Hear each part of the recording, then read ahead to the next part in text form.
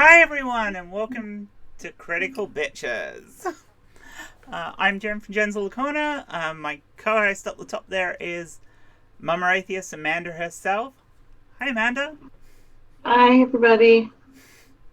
Nice to be here. And our guest for this week is Donna. And Hey. Tell us about yourself, Donna. Okay.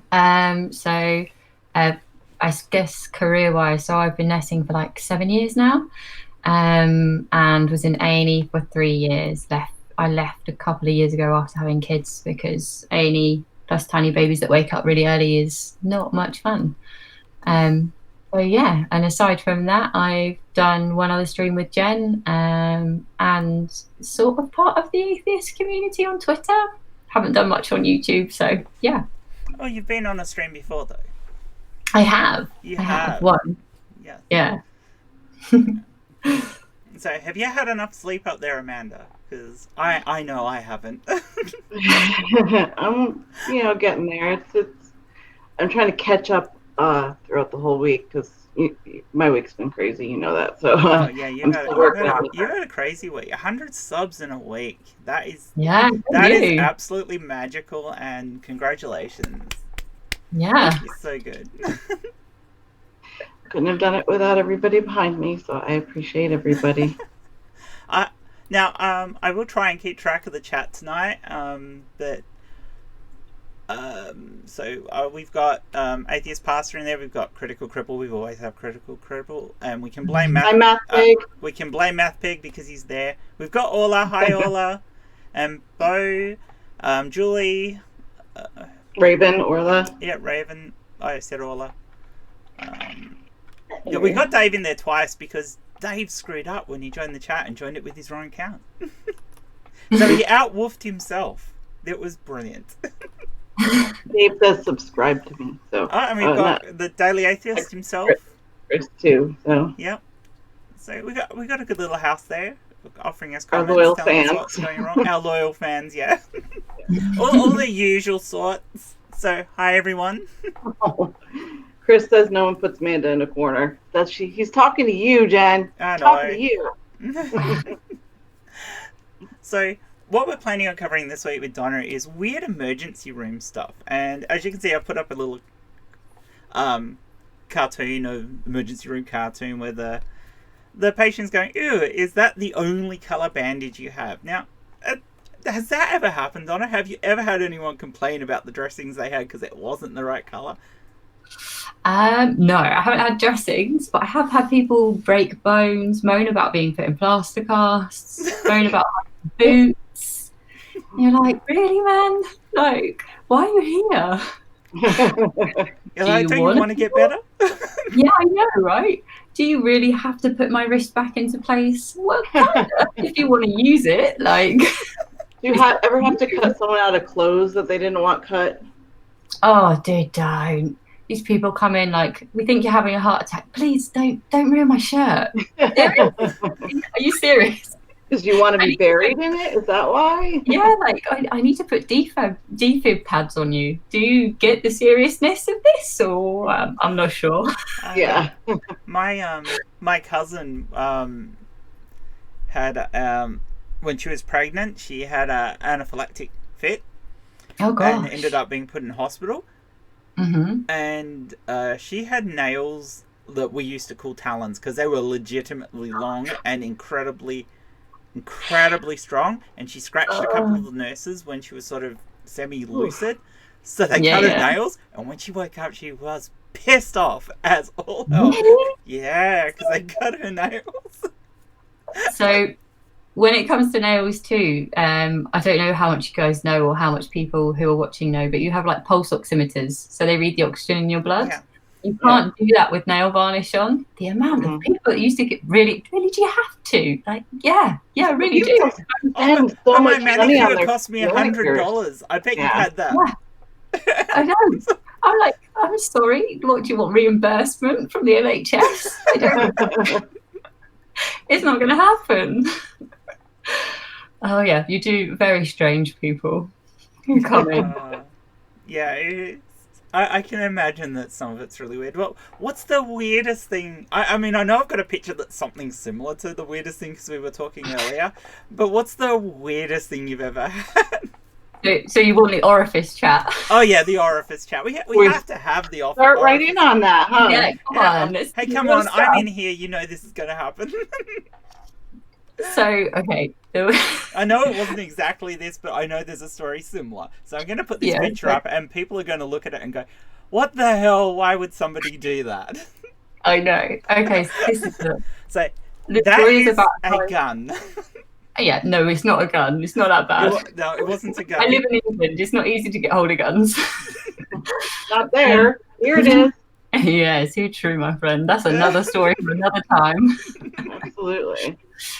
But yeah, I had a guy who was a repeat offender, actually. So the first time he came in, he sat in the waiting room, and we just did in the NHS on our systems. You just get like I was triaging, so I just get like a little. It said foreign body, fine, whatever. Like it could be anything. You know, kids get pennies up their nose, and you know whatever. Yeah. He came in and like really sheepishly, his wife. Sorry, his wife was in the waiting room. This is even weirder. So and he explained to me that he had put a shampoo bottle up his anus. Oh, so we've actually got a picture that's actually closer to the look of that, haven't we? Because we've got... Yeah. I'll bring that one up. Well, at least he admitted to actually putting it up there instead of the old tried and true "I fell on it" line, you know? Yeah. He was weirdly smiley about it. The dude was proud. Like it was. But I shoved up my ass. Yeah, I mean, no kink shaming, but a little bit odd, you know? Very odd. Well, it's like this particular picture we were discussing before. What exactly is it? I mean, it kind of looks like a fly spray bottle or something, but I don't know. And whatever it is, why would you put it up there in the first place? I don't know. Maybe a flask of some sort. I don't know. Maybe it's a thermos and they were trying to keep their coffee warm. I have no idea. It looks like a spray bottle. We got a couple of more people in the chat. We've got Arden. Hi, Arden. And Isism. Sorry. Isism. Hi, I screwed that. Sorry, Isism. We've got Badger. So, yeah, I'm sure Badger will have stuff to say in the chat. He usually does. We got Hissy in there now. So, hi, Hissy. So my mom is a nurse, and was having talking to her about it this morning, all the things that she went through, and she was telling me about this story where this guy walked in and he had hurt his hand, and he had his work gloves on. Mm-hmm. So she went to go take the gloves off and took one of the fingers. It was still in there. Oh! She was really new, so she didn't know what to do. So she just like shoved the glove back on and was like, "Here, just feel that way. Let's stick it back on." Yeah. Oh, that must be so scary. Yeah, it was very scary. The guy with the shampoo bottle, though, there is more. Okay. So I better go back to that picture then, because people will enjoy it. So this dude, obviously, we then had to try and get said bottle out. Okay. Yeah. I had to chaperone the doctor because they have to have someone there when it's things of a personal nature. Mm. And so this dude's obviously like crouched. We're looking. It's literally all the way up there, man. I can't see it. The doctor's got like forceps, and she's like having a look, trying to get it. And all I can hear is like the crunch of plastic up this dude's ass. Oh my god. I know. The worst part was the dude, she couldn't get it out. Did it still have shampoo in it? Because it would have... We don't know. We couldn't get it out. He had to have it surgically removed. Oh my god. Oh, okay, that's so true. The stuff, and the dude ended up with a stoma because he put a bottle up his ass. Oh, that's true. Yeah, permanent stoma, or did he heal? No, he reverted. He got it reversed, and he did it again because I saw this guy again, and again we couldn't get it out. Again? He did it again. What an idiot! See, if he had been an American, he wouldn't have done it again because the bills would have been astronomical. Yeah. Would have been worth it. Abusing the NHS. We got a couple of good comments. Arden said, "These people are they struggling financially? I'd happily buy them a toy that works much better." You know, there is a baby Jesus butt plug, by the way. We needed sexy twink Jesus one, don't we? We can sell that as merch. And Bo said, "Common mistake thinking WD-40 is a lubricant." And I think that's in reference to the picture. Dave says toys work much better. Yes, they do. Yeah, they do. Definitely. If used properly. So another orifice story. We had a dude so excited with his anal beads that actually the like, I don't know what you call it, like the handle broke. Yeah. Anal beads floating around inside his mouth. Yeah. That X-ray was fun. One got so excited with their anal beads. That's a conversation starter. Yeah. What did you do on the weekend? Well, I broke my anal beads. I had a trip to the A&E. For anyone who's American or Australian, because we don't use it, A&E is an accident and emergency. Yeah. So it's the same as the emergency room in Australia or US. ED too. Yeah, ED. Yeah, emergency department. Yeah. Yeah. The main reason I used A&E in the title was because it fitted so much better. Yeah, definitely. We love A&E. A&E. But yeah. A&E. Yeah, there was lots of that. Oh my god. That Hissy just said at least he tried to use the proper equipment. Too true. He was just having too much fun and didn't check the integrity of his equipment first. That's all.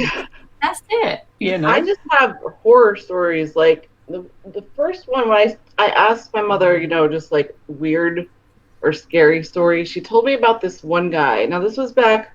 I have dog fur everywhere.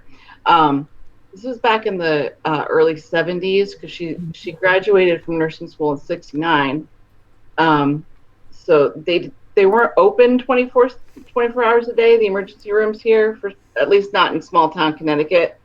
So, you would have to go and like knock on a door outside in the cold and wait if there was something really wrong. So this one guy had gotten hair transplants, like plugs. Yeah.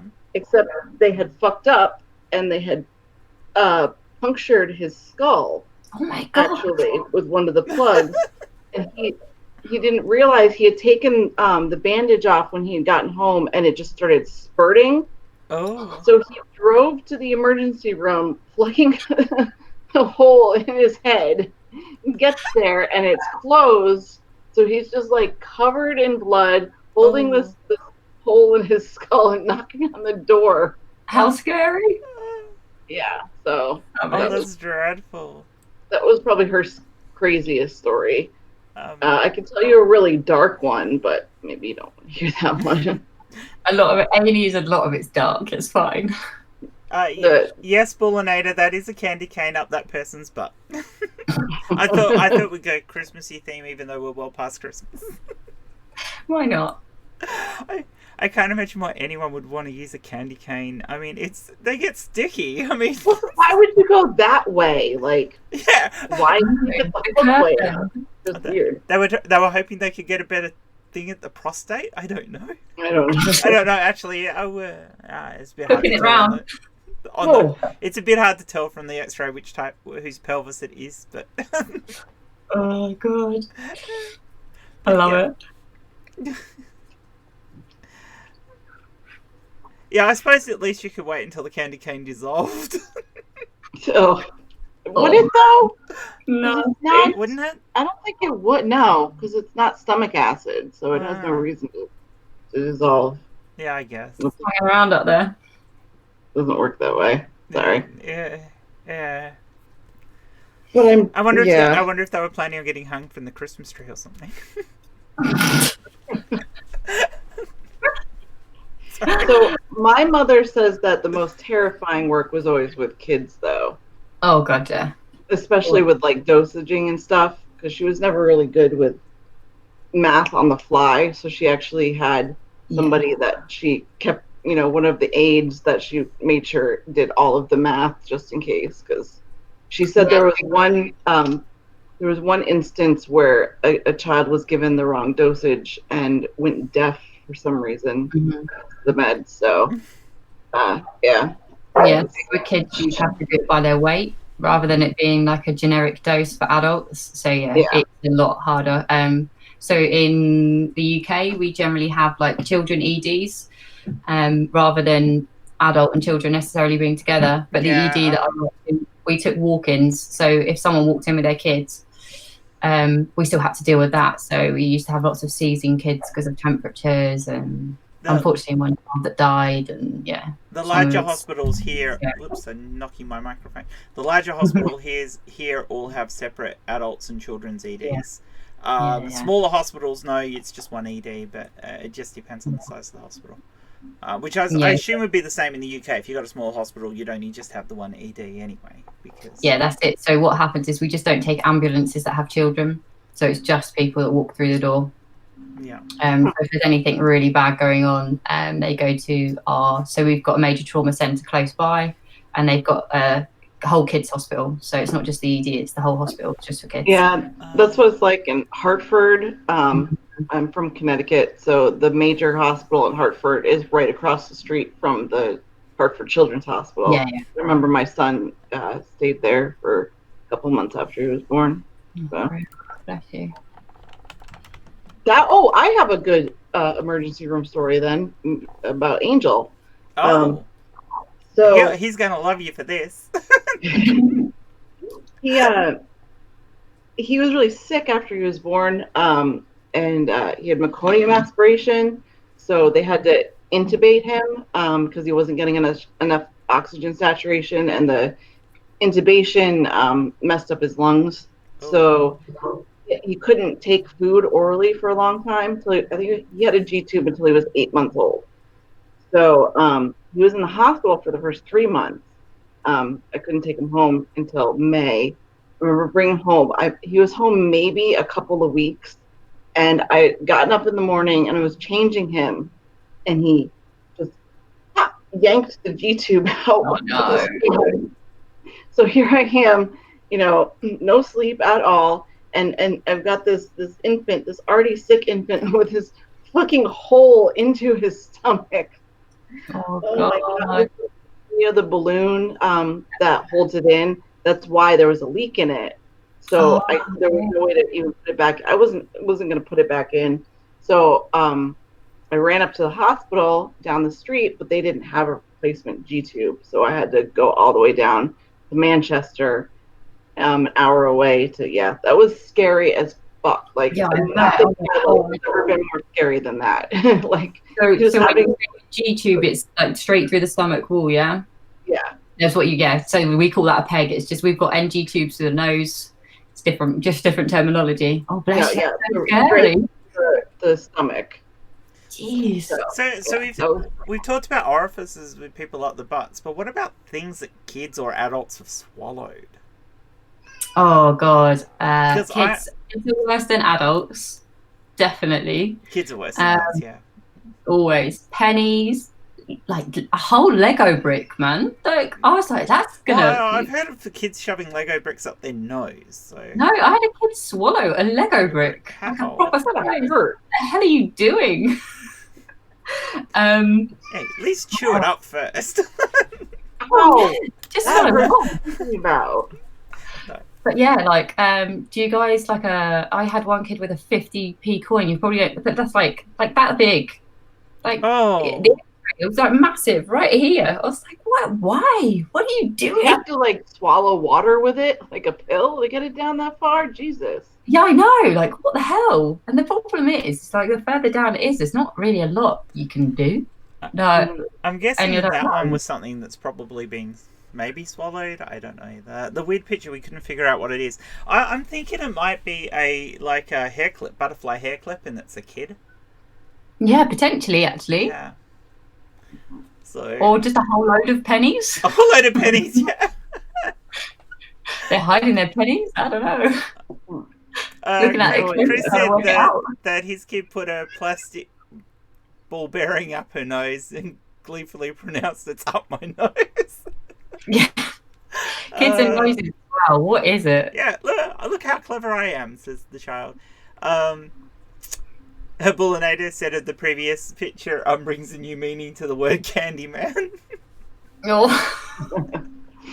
Angel will oftentimes tell me stories about like stuff, like crazy shit he did when he was a kid, thinking that, you know, I won't be able to do anything about it now. Yeah. And he told me about how he used to swallow. We had those little pebbles, the shiny pebbles that you put in aquariums. Mm-hmm. He used to swallow one like once a week every time he went to see his friend, because he would go to his friend's house and he kept doing it for some reason for like a while. So I don't know. Just for shits and giggles, like, why not?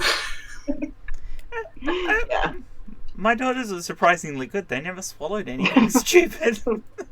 My kid's just an idiot, that's all. He was like proud of it. He was like, I got away with this shit. I'm like, you're lucky you didn't die, you dumbass.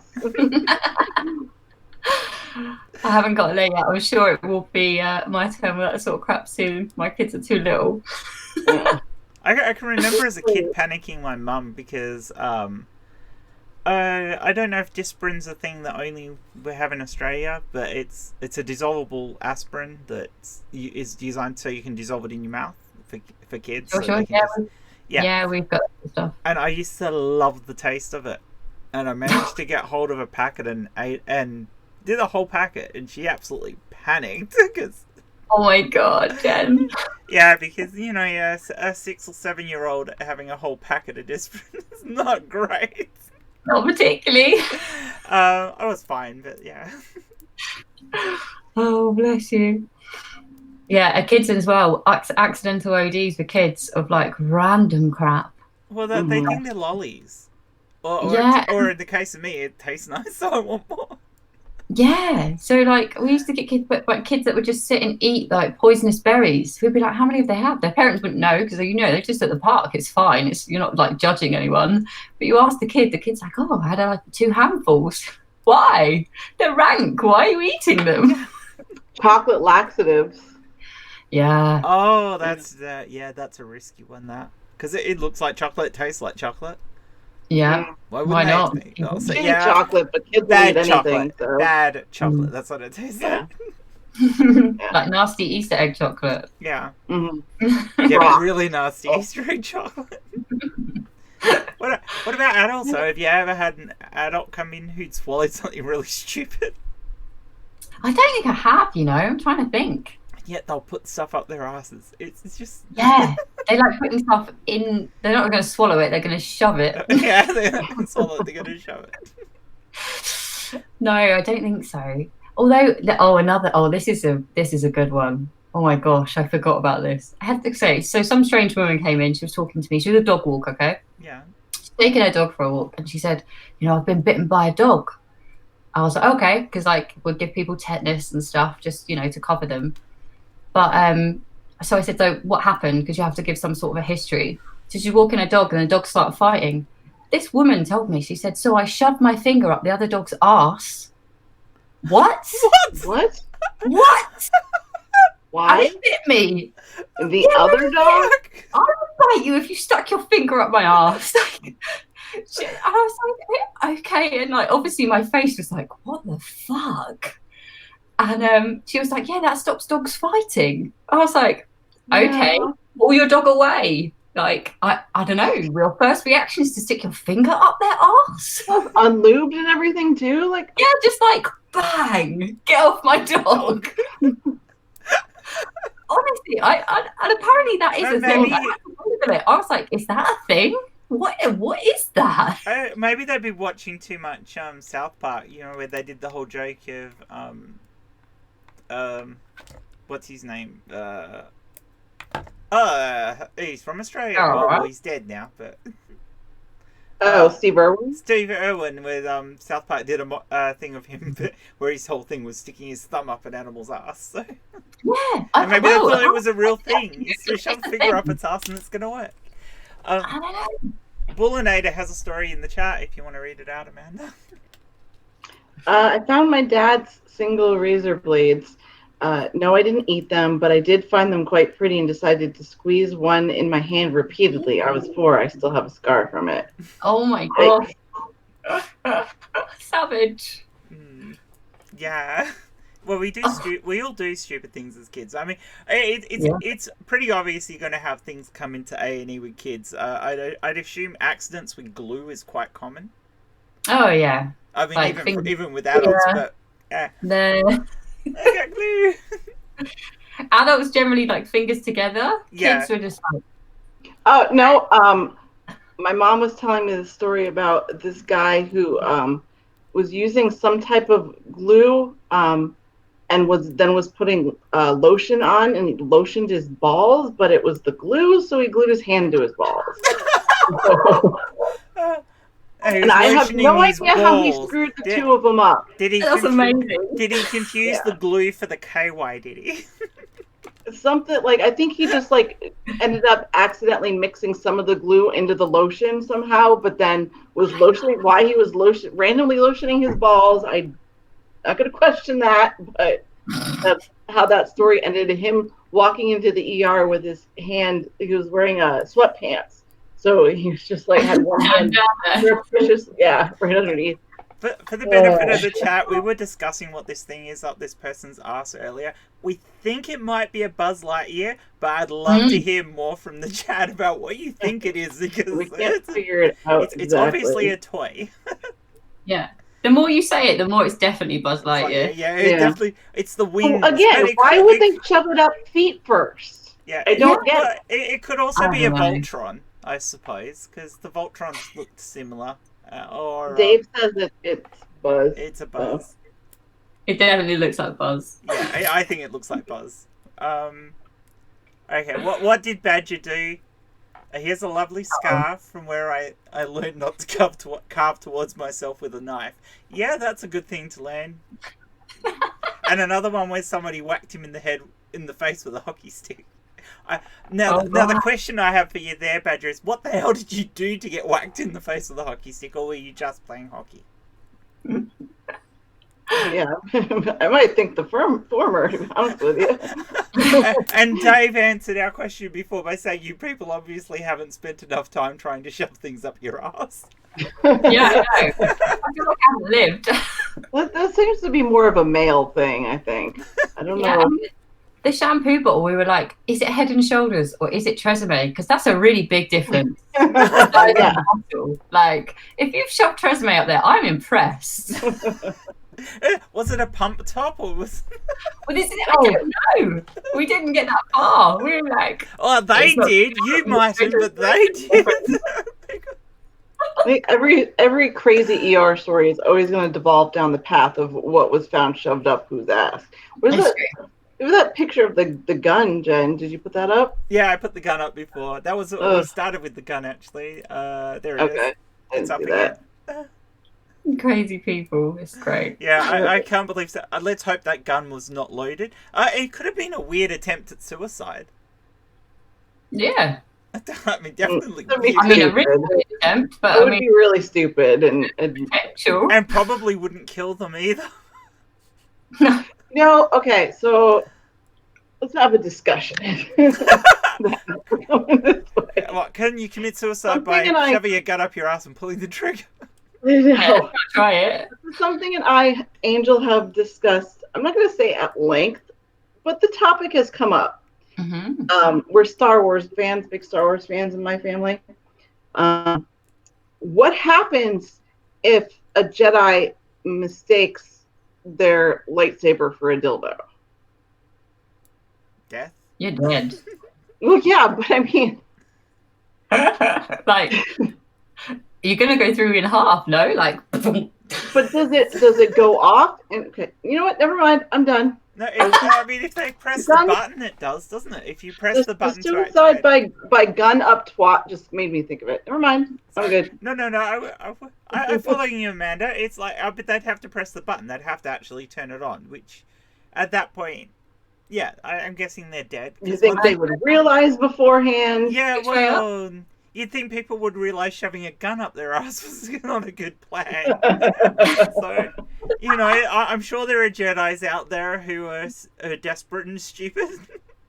I'm quitting YouTube now. I'm done. You started. This is the peak. Apparently, Badger was playing normal hockey, and somebody got him on the backswing. So.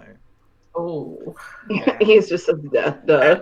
And Bull, in regards to your merry-go-round story and getting hit by that, I walked behind a swing when I was young and got whacked in the head by when the swing came backwards and ended up with 4 stitches in my head. So. Oh, that explains a lot, Jen. I've had stitches in my head 3 times. I'm just talking about early childhood head injury trauma. Makes sense now. Yeah, by the time I was 12, I'd had stitches in my head 3 times. That's a good. I cut all the way through my lip here. They put 60 in because they brought a plastic surgeon in to do it very intricately all the way through the front end because it went all the way through. Yeah. So they put it inside too. That was very painful. I was like 7. I hurt a lot. Oh, savage. Yeah. Like I could stick my tongue through my lip when it happened. Yeah. I love stuff like that. Anyway. That sounds painful, Amanda. It was horribly painful. Well, okay, so what about things that surgeons have left behind? I mean, I'm sure you would have seen people come into A&E with pain and then only to discover that they'd had surgery before and something was left in. Yeah, I mean, unfortunately, that happens more than you think. Not necessarily. But I imagine it would. I mean, if you're in the middle of the surgery, there are lots of people working at the table normally. It wouldn't be hard to lose track of whose job it was to take that particular clamp out and lose track of it, especially if it was a smaller clamp and they're in a hurry to stitch the person back up. So I imagine it does happen. I mean, not in comparison to the number of operations doctors actually do, but given the number of operations done, I imagine it does happen quite often. Yeah, I think normally more so in like emergency trauma situations because obviously you're really like elective surgeries. There's not an excuse. You shouldn't be leaving stuff inside. Yeah, as Paul said, that's why they count them before and after. But even if they do, I mean, it is possible you can mess up. Somebody grabbed an extra clamp and you lost track of how many you used. So it's going to happen. Yeah, the worst things that happen with surgeries is when they like open up the wrong side of someone and stuff like that. I've had 9 orthopedic surgeries. Oh wow! And every time I remember them, especially when I had them in my knee, they would always write "no" in big letters on my other leg. That always scared the shit out of me. Like, why should you have to remember that? But I'm glad they did. So we just do like in England, they do like loads of arrows, like it's this knee, not that one. Again, though, it's in like emergencies. I think the last few have happened in a trust that I work for, which is like over a couple of sites.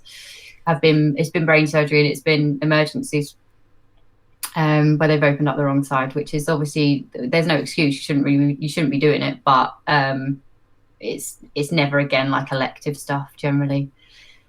You would hope. Yeah. But yeah, it's I think as well with the stuff they're getting left in, it's not generally instruments anymore. A lot of the time it's like swabs and blood. Yeah, that stuff that obviously you can lose track of really easily. Yeah. And it's not the stuff they count afterwards, it's the tools that they count afterwards as well. So yeah. So they're supposed to count absolutely everything. So even the gauze. You're supposed to count every single bit of gauze. The scrub nurse is supposed to know how many bits of gauze have been used. Oh, yes. And Bullinator, who had the wrong toe amputated? Sorry, say again? Oh, Bullinator saying somebody had the wrong toe amputated. And then Dave said he had to draw arrows on his own leg. Oh my god. At least it was just a toe, though. I mean, can you imagine having your whole leg amputated? And it's the wrong one. And it's the wrong one. But I'm sure it has happened. I'm positive it absolutely. will have happened. Mm-hmm. I mean, these kind of accidents do happen when you have the amount of surgery going on in the world that happens now. It's going to have happened somewhere. So yeah, like multiple lists in a day of people. It's gonna get a bit. yeah, God, I mean, there are literally hundreds upon thousands of surgeries done each day throughout the world. Someone's going to fuck up. It's true, unfortunately. Which is why you sign disclaimers. Human factors, my friends, unfortunately. Yeah. My mom was telling me about this one guy that he kind of got off on medical procedures.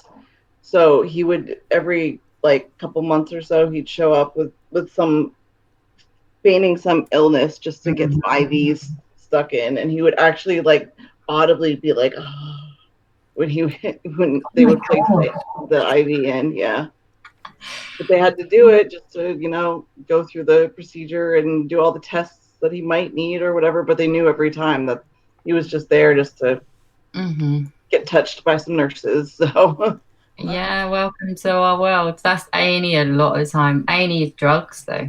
I must admit, I much prefer the modern IVs because the flexibles compared to the old style. Because the first time I ever had an IV in, it was a non-flexible and it bent in my arm.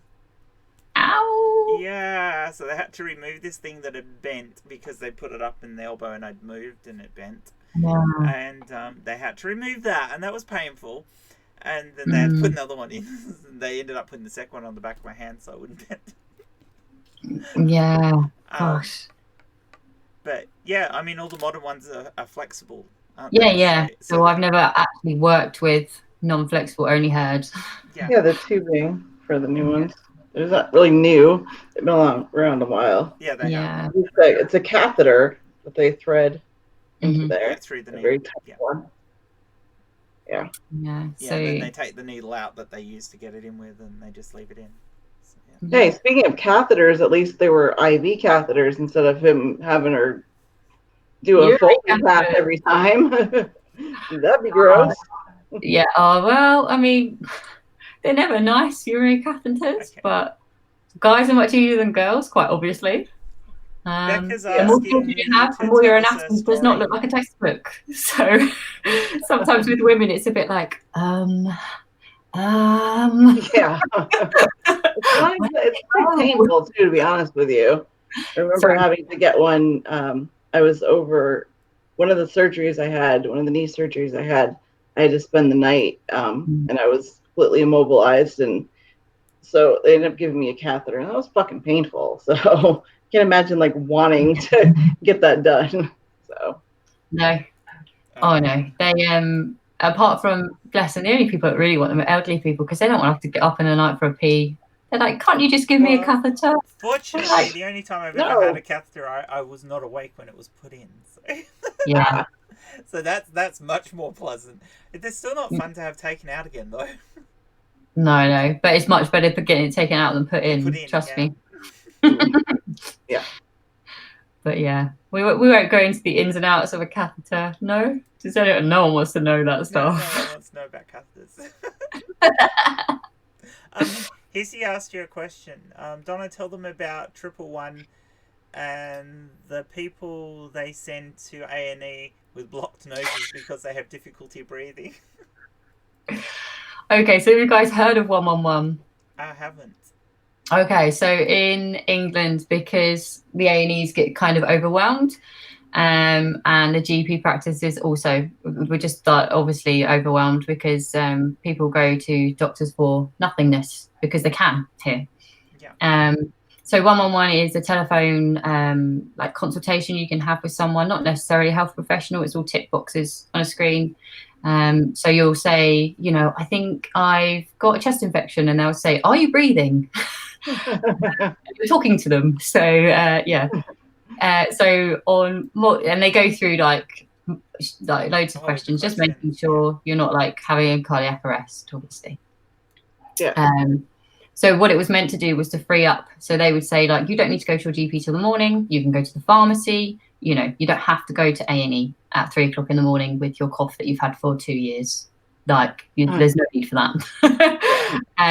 But the issue that we have is obviously lots of people self-diagnose with Google, or they ring up and they say the right things to be told that they need to see a doctor. Or also the system just sometimes flags for nothingness, you know, but if you had seen someone, you would know that.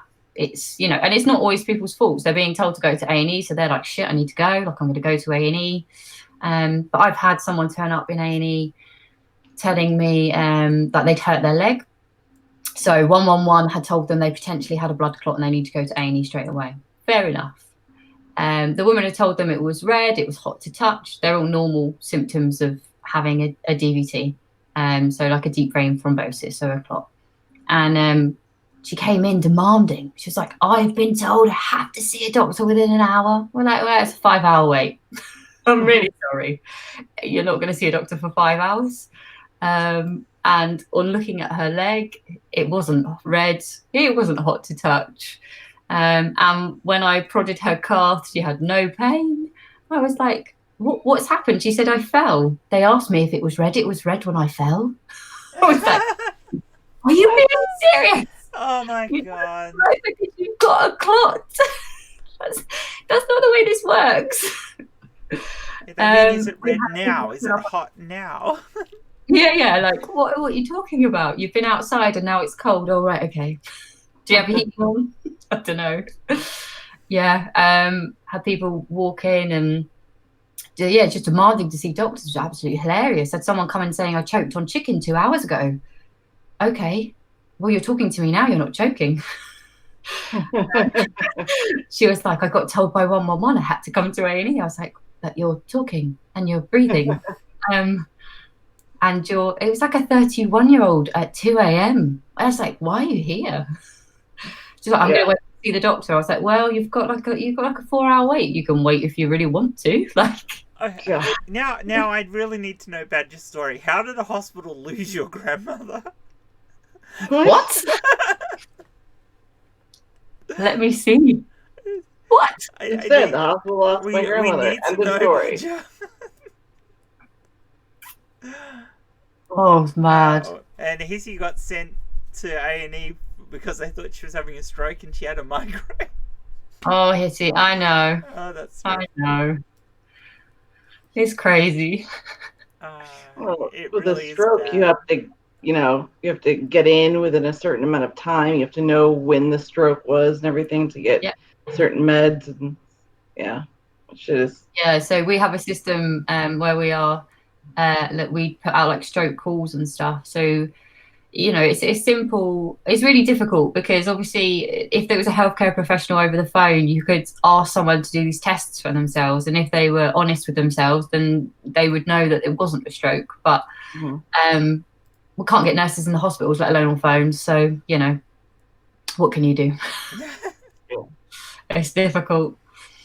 But that's a whole different ball game. You know, we get paid like, I don't know what it's like in America. I know in Oz, your nurses get like double what we get. Really? And that's why, so that's why loads of British nurses, you know, we qualify and loads of people fly over to Australia and set up shop for home. Yeah.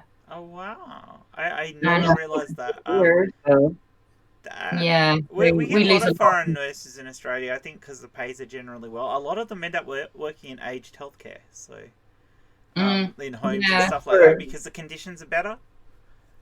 You get your standard shifts. You're not going to get weird ass shifts all the time. You're dealing with people who aren't sick all the time as well, because the elderly, even though you've got to do a lot of extra work for them, aren't as hard as legitimately sick patients.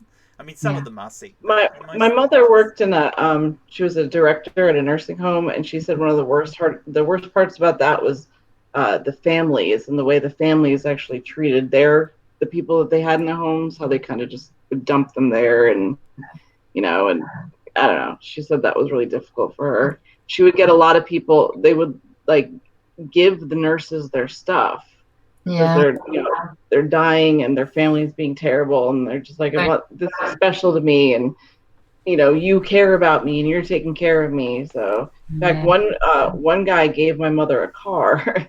Oh, wow. Yeah. So my mother-in-law was not a nurse but a carer. So I don't know what your interpretation of that. We call them healthcare assistants, but she used to go out to people's homes. Yeah, so she used to go and like get this guy up every day and make him some breakfast and stuff like that. And he tried to give her £10,000. He had it under his mattress. Wow. Yeah. And but in England, it's really, really frowned upon. We're not allowed to accept gifts at all from patients. My mother did that too. Okay, she was a visiting nurse. Sorry, Dan. Go ahead. Oh, sorry, it's gifts within reason here, because my mum occasionally gives gifts to the nursing staff and stuff, but they're only little gifts. They're not.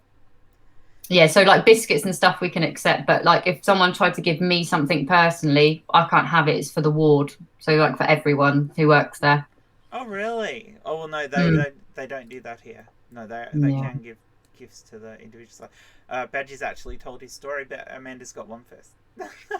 No, I was just saying my mother did that visiting nursing where she would go to houses. And she would get this thing. It was even worse, she said, when she did that, because the elderly patients would have houses full of stuff and just be like, please take this, take it. She said one of the there was one of her patients, she had kept her and the patient's son had kept alive for a year, and she'd worked really a lot. Like, she would go into her nursing, but then she would sit there and read with him, and she spent a lot of time, and she said that was one of the best parts when her patient died and the family wanted her as part of it, like wanted her to speak at the funeral, and she just felt like she was part of that family, and that connection was really important to her.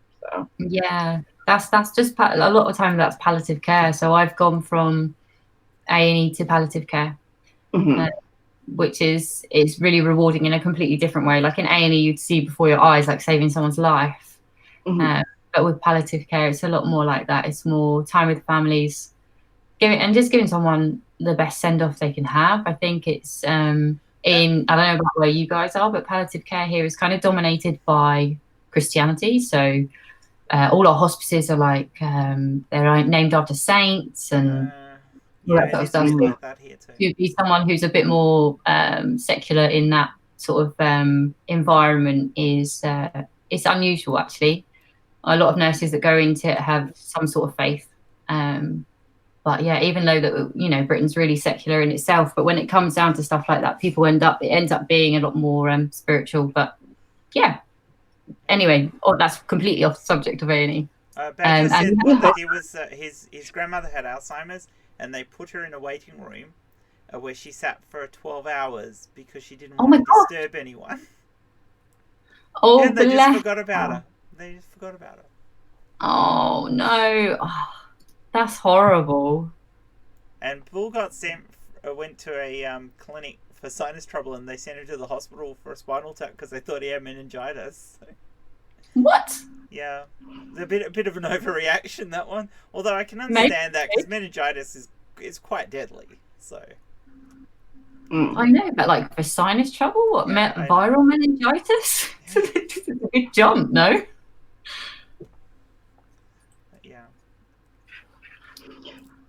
My mom was telling me about this. This time there was Dawn upset about Buzz Lightyear that someone has a very different definition of to infinity and beyond. Oh God, so grim. It is, but it's funny. Sorry, Amanda. It's grim, so it's very grim. No, my mother was telling me this story about how there was a decapitation. Actually, this man had, on a motorcycle had hit a bridge, and so they brought the body in, and they had moved it under a sheet, but they didn't notice that they had moved just the body. So they were rolling around this gurney with just the head on it under a sheet. So, Oh my gosh. yeah. I haven't seen anything that extreme. Yeah. It was only for a couple minutes, but they were like, oh shit, there's a head on this gurney all by itself. And that's why everyone who's worked in an ED has mild PTSD, because you see shit like that. Yeah. Oh, there was a motorcycle. She was just like, oh, the decapitation story. Okay. And you're like, what the fuck? There was a motorcycle accident up around the corner from where we are, and the guy who came off his bike, he was wearing his leathers, but the way he came off, he skid across the road, and it tore the helmet off his head, tore through his leathers, tore all the skin off his face and off most of his body. And my one of my nieces was she doesn't live there now, but she lived in the house right up the road from where it happened. Her husband went and was first on the scene to it, and he had to tell her to go back because he didn't want her to see it, and there was nothing they could do for this guy, and he was still alive. Oh my god. Yeah. So by the time, I mean, because my niece came up and she's like, I know first aid, I can give you mouth to mouth, and he's going, he hasn't got a mouth anymore. He's got a mouth, yeah. You can't give him mouth to mouth. He doesn't have one. He doesn't have a face. So yeah, pretty grim. All you hope is that they could have given him like as much morphine as physically. The ambulance got there pretty quick, and I think they just dosed him up until he was basically comatose, and he did die, obviously, but it was. Oh. Do you guys have a pain scale in England? How does that work for you guys? So 0 is no pain at all, and 10's the worst pain imaginable. Is what we do, and then with kids, it's like the faces. So like a crying face to a happy face. But I mean, if you want to do it properly, you kind of have to say 0 is no pain at all. And one of the A&E consultants I work with taught me, he was like, you need to tell people what 10 actually is. He says, I say like being mauled by a bear. Because I've heard getting a gunshot wound while in labor. Savage. Yeah. Yeah, because you'll have people there playing on their phones, and you'll ask them, and they'll be like, "Yes, a 9 out of 10." Yeah. Like, no, it's not. I'm going to get one for you, dear. What pain is. I mean, the worst pain I've ever had was with kidney stones. I had a really large kidney stone, and that was exceptionally painful. They're grim. And it took 14 hours for me to pass it. And there was exceptionally painful even with all the drugs in me that was trying to stop it. So it was not the most pleasant thing at all. And I still wouldn't call it a 10. Yeah. In the description I said, no, I think this is about a 9 because you can give me drugs and I can actually sleep. I'm guessing if I'm at 10, you're going to give me drugs and I'm still not going to sleep. Yeah. So there's a difference. I don't get that. So... They come in for the good stuff, so they try their best. Yeah, so I was thinking I was about an 8 or something with that. It was pretty intense. Kidney stones are gross. Like, always morphine for kidney stones. Someone's complaining and they know they've got a stone straight away. You're not going for like, here's some paracetamol. It's never going to do anything. It's grim. Well, my mum has said... The second time I had one, the first thing they did was give me a suppository. Yeah, so diclofenac, yeah? Yeah. Because it's the fastest way you'll absorb it, and they need to get you to relax so you can pass it. So that's what they do. They give you a suppository, don't they? I think I'll do that to myself. Thank you very much. I really don't fancy somebody else shoving stuff up my ass. You'll be surprised who does. So I went to A&E to get something shoved up my ass. I had a lady, I don't know what stones, I think she had stones. And we do diclofenac just because you've got loads of blood vessels in your anus. So it absorbs much quicker than anything else for that sort of pain. And she just got her nails done. But she was like 40. Yeah. I was like, so I'll give you a glove and some lube and, you can, she was like, I've just got my nails done, love. I was like, right. So what are you saying? You just shove it up there. For her. I was like, you are too young, my friend. No, do it yourself. So wrong. But yeah, it's diclofenac's amazing though. It is brilliant. It really helps as far as that goes. But yeah, that and then they give you the morphine codeine tablets it was, but yeah. But codeine's really good because codeine makes me sleep anyway. So yeah, it's a side effect that I have from it, and which I don't object to. No, especially not if you've got to be in a hospital. Yeah, exactly. Why not? But yeah, we I think unfortunately for us in the NHS again, lots of people coming looking for painkillers. Lots of people that really need them. Need them. Don't get me wrong. But we used to have friends that used to come 5 times a week. Really? Yeah. I suppose they're looking for the one thing that Amy taught me is not to judge. And I just used to think, oh my God, how sad is your life if you want to come and see us? Like, know us all by first names. And it's really sad, to be honest. I always have codeine in the house because the side effect I have if I get migraines, I use it because then I can go to sleep and sleep off the migraine, which is so much nicer than most of the other migraine drugs you can take. So it's a handy use, but I've always got it. So yeah, it's also handy if you get a cough. Codeine is brilliant with a cough. Although last time I did that with a cold and then I had to go and see the doctor said, "What the hell did you do that? Because you've got no idea how bad your cough is now." Yeah, it's but true. At least I'm not coughing. Yeah. But yeah. No, I'm not. People that the drug seekers, they really piss me off because I have chronic pain myself, and so it just makes everything so much harder for people that have to deal with actual pain and all the meds and doctors and stuff. You know, it's having to deal with that because of what drug seekers do to the rest of it's a pain in the ass. It's really awful. I think that the problem is it's it's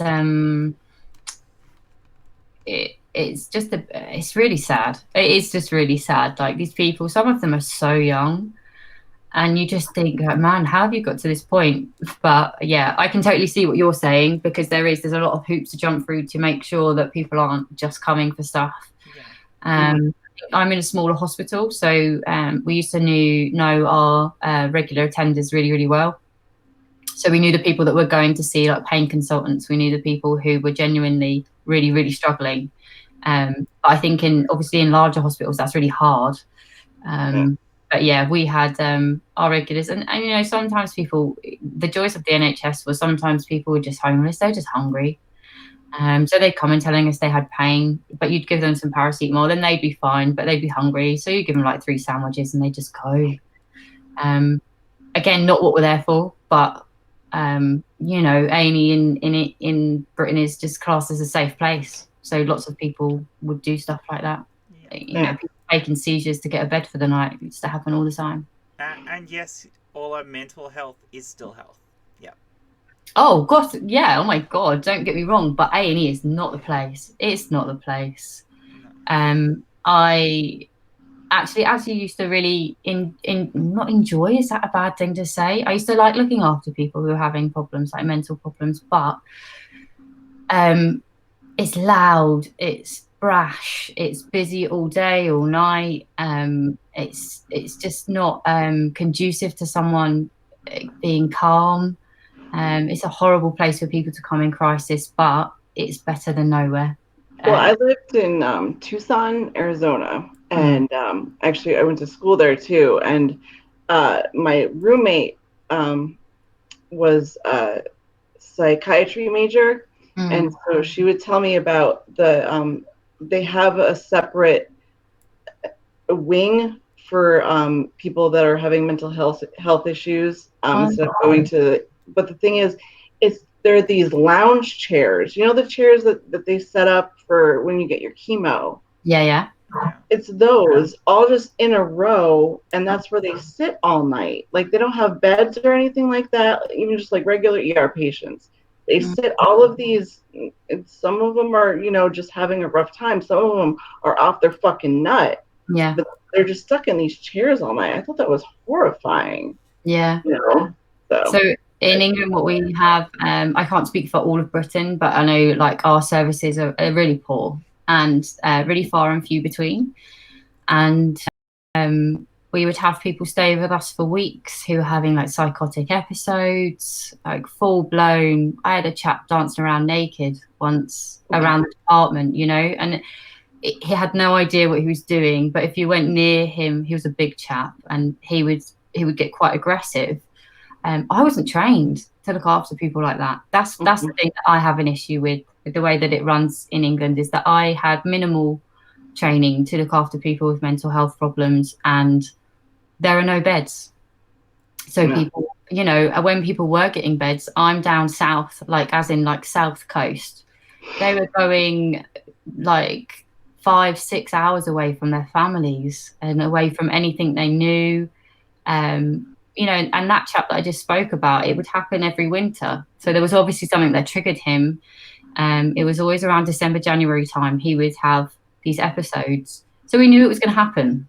So, but nothing, no foresight for that poor man to organise something so that we, you know, if it was to happen, then there was something there. If not, then great. You know, there's an extra bed you've already supplied in case of need. Yeah. Just, yeah, it's just, you know, you do your best. But when you've got someone who, you know, we've had people that have thrown computers at us, and it's yeah, like chairs. It's so sad because they have no idea what they're doing in that time. You know, a lot of the time it's people who are super low, suicidal, and lots of people having psychotic episodes. So they're not of sound mind. They have no idea what they're doing to you. And these were like, they had, I mean, they had regular psych wards where they would go and stay for extended time. This was like the acute care. These were people that were about to hurt themselves or had hurt themselves, which I just felt like that was to display them. And it wasn't even like men in one room, women in the other. It was just all of them all together, all, you know. And I don't know, I just that thought of them all like that, with the lights on all night and just people watching you to make sure you don't hurt yourselves or each other. It just, those poor people. It makes me cry. It's horrendous. Yeah. It really was. And that's exactly what it is in A&E. So in Britain, unless you're like a danger to someone else, when you would get taken away by the police, which is even worse. If there's no mental health beds, you're stuck in a normal A&E department where there's, you know, well, ridiculous things going on. You know, car crashes coming in the middle of the night that could come past someone who's having suicidal ideation.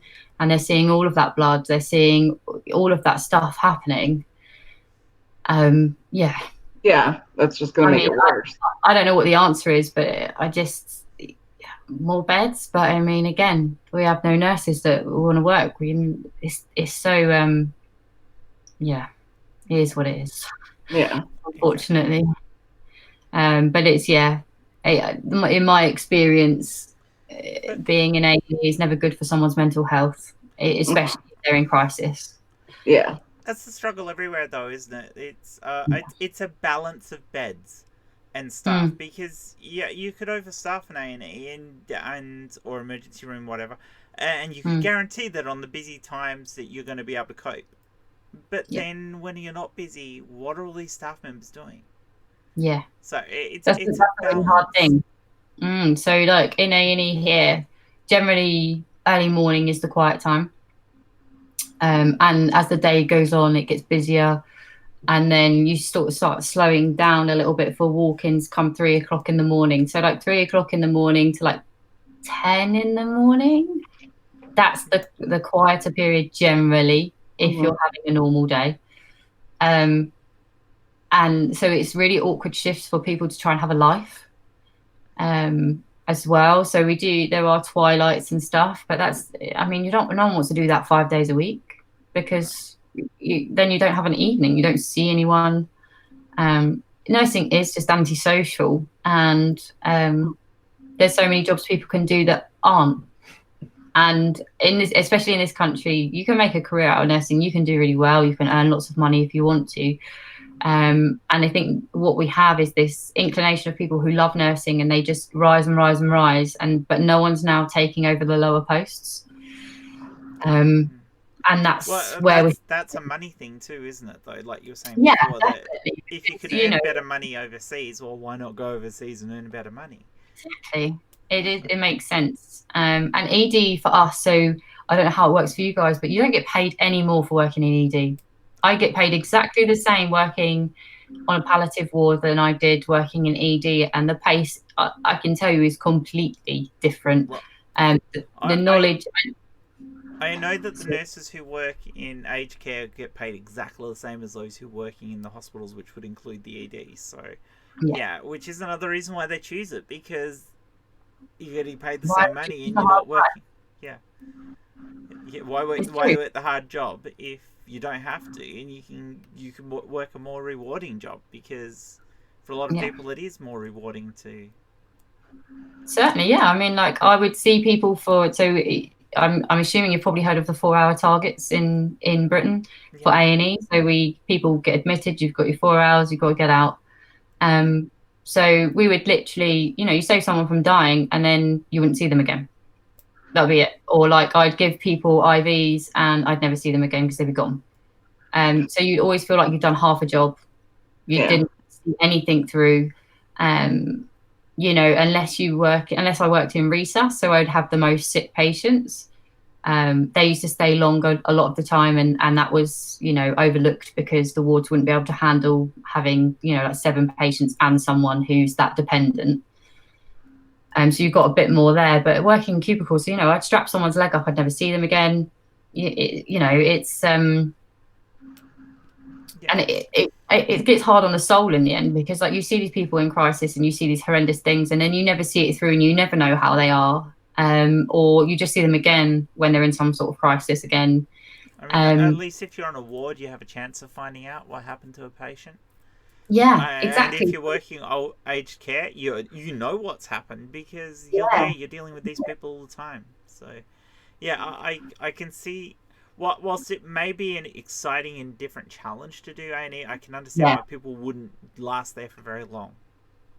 Yeah, so we have this like demographic, definitely in the A&E that I was in, that people stay for like 2-3 years, and I learn a lot of people. Yeah, or you are like A&E through and through, and people never leave. So there's never like. Yeah, so you never seem to get someone who stays like 10 years, and then they get a promotion and they go somewhere else. That doesn't happen a lot. People do their time and go, or they stay, and they feel like they can't do anything but A&E. Some people hate ward work. They hate washing patients. They hate doing that side of nursing. They enjoy like let's pump your chest and give you drugs and send you on. It's just different people. And thank God there is different people, because otherwise we'd be screwed. No, so you don't have anyone working there at all. So. But yeah. I've seen the show Nurse Jackie. Yes, I have. Is that similar at all? Video problem.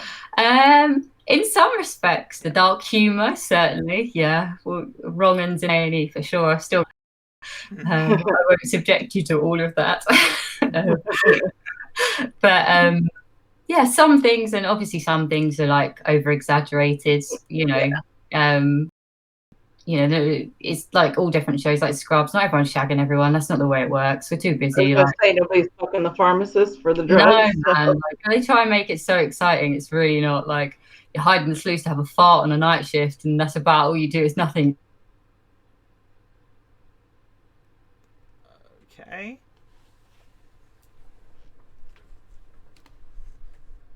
Alright, I seem to have a problem. So hopefully they get back, or I get back, or whatever. I don't know if we're still streaming.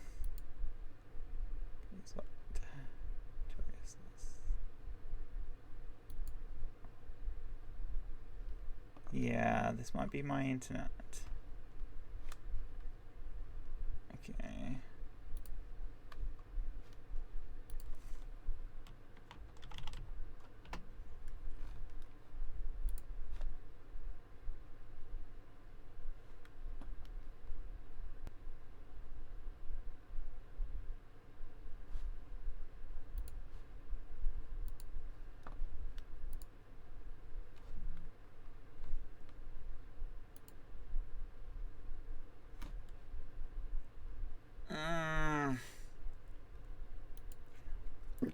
there she is. Okay, we're back. That's fine.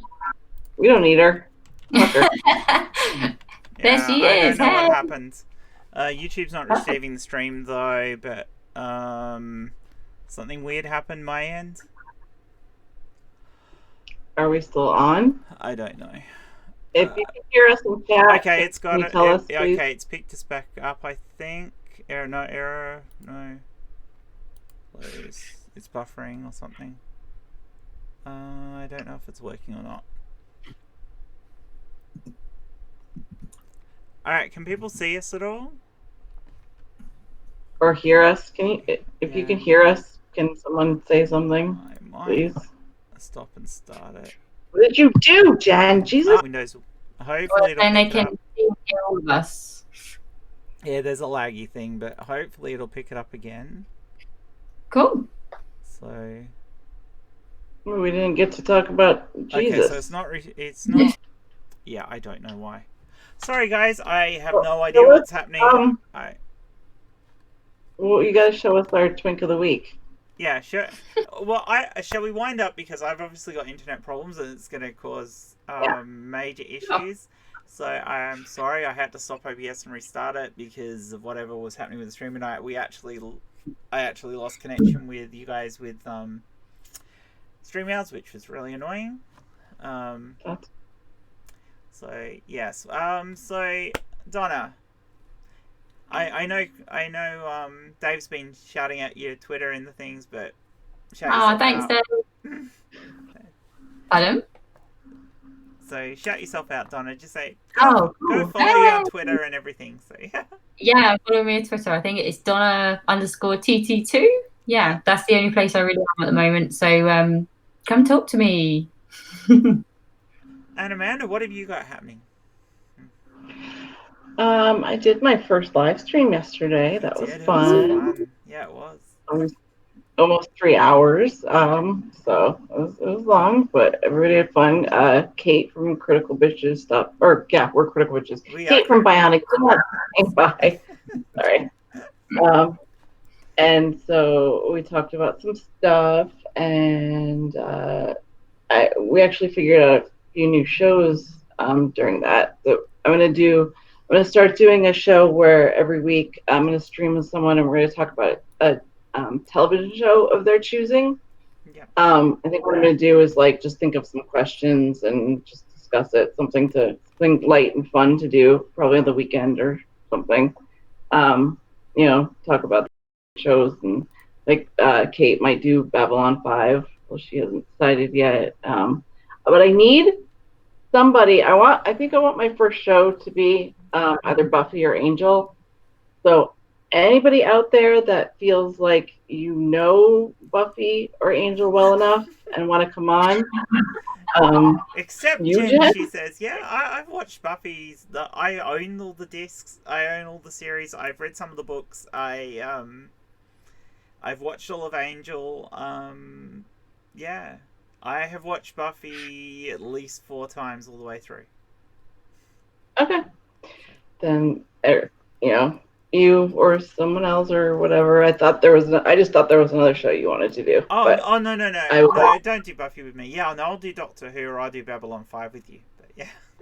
Okay, then somebody find me a Buffy fan that I can do this with, so I can do my first show. I'd like to start within the next couple weeks. So, but it'll be really light, and like I said, I'll just have a few questions. There was somebody in there who was in the chat last night who was a big Joss Whedon fan.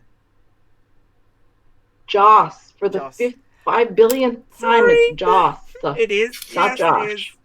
You do that every time, you know that, right? I do. Yeah, my internet's poop at the moment, so it's gonna be fun. I don't remember. I'll have to look through. Well, anybody wants to hit me up on Twitter or whatever, let me know. That, and then there's also another show we're gonna do. Me and Vagrant Sam are setting up where we're just gonna play game every week, kind of like, I can't remember what it's called, but it's kind of like Cards Against Humanity. So it's just gonna be atheists playing a game, like hanging out. It made me think of like Six Pack. Don, have you ever seen Atheist Pastor's Six Pack? Yeah, definitely. kind of like that, but with, you know, where we just hang out and chat, but with structure kind of. So me and Sam are setting that up. And me and Chris are working on Exodus. We had a rocky couple of weeks personally, the two of us. So we were going to start sooner, but we just both went through, you know, he had some issues and I had some issues, and we just haven't gotten a time down yet, but it should come out real quick. And next week, I have another video coming out on my channel about climate change. And next week here, we're having Godless Engineer on. We are. So, and that will be on Amanda's channel. Yeah. And for everyone, that will be the come first subscribe to my pictures channel. on Amanda's channel. So go and subscribe to Amanda. We also tomorrow we're with Jay talking about. You need to pull up a Jesus meme. Oh, I will in a sec. I actually made a video for it to end us out with. Oh, okay. Yeah. Awesome. I'm organized this week. So yeah. We will also be with Jay tomorrow on Jay's channel doing Scientology after Jay's interview with GE. And I will be on and I can't remember what it's called, the women's show on the Shills on Sunday night US time, and I honestly cannot remember the name of the show, but I'm sure Dave will mention it in the chat because I've got a mental blank. And I should have a video out probably on Sunday night US time. So yeah. Nice. So that's where we're at. Now, I have an ending video for Sexy Twink Jesus, but for those who don't know about Sexy Twink Jesus, and I'm pretty sure everyone does now, do you want to explain it, Amanda? You know, just got into a fight with someone on Twitter a couple of weeks ago, a month ago. Said, you know, if you say something bad about Jesus Christ, I will throat punch you. So I said, Jesus is twink, come at me, bitch. And hence the sexy Jesus memes. Yeah. And so I've got a video to end us out with today that's got a whole heap of sexy twink Jesuses. So I'll end with that, and it'll end the show for us. Stay tuned and watch that because there's some really good memes in there. And yeah, bye everyone. Thank you for joining us. Sorry that the end of the show's a bit down. I have no idea why my internet's playing up, but love you all, and we will see you in the next one over on Amanda's channel. Bye. Yeah, see you next week. Bye. Bye.